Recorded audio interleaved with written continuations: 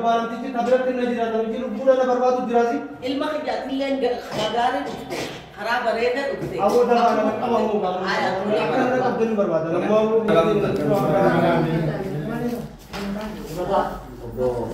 mata Hussein Dabbal mata mana berada di rawat teman dia ada waktu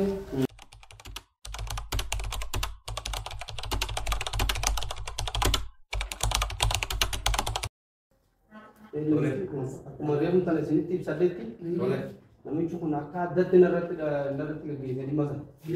dhiibbaa kamaa narratti geesse jira kana waan ta'eef waan sanirraa waan qabu qofa isin irratti haala kanaa kaa'u waan inni ittiin ibsadde san biyya targe san irratti na gaafatame lafati ya same saamichaa miti lubbuudhaan si jee lubu wan nomor baru waan irratti na barbaadu sana haala kanaa kaa'u jedhu gading ni mana murti ada pun akan ada luar kana kana kan baasee akka oromoo tokkotti yaabinilleen obboloo waan taaneef jecha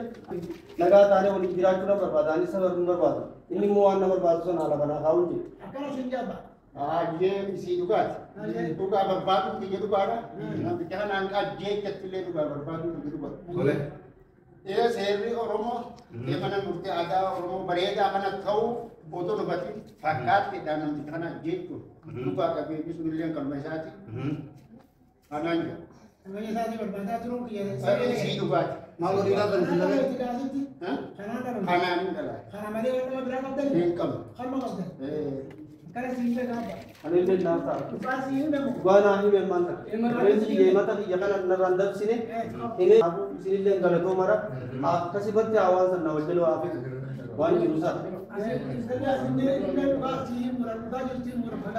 galatoo isinillee galatoo mara isinillee yaada kana dheeraa waliin deemnee turre sattiin galla tole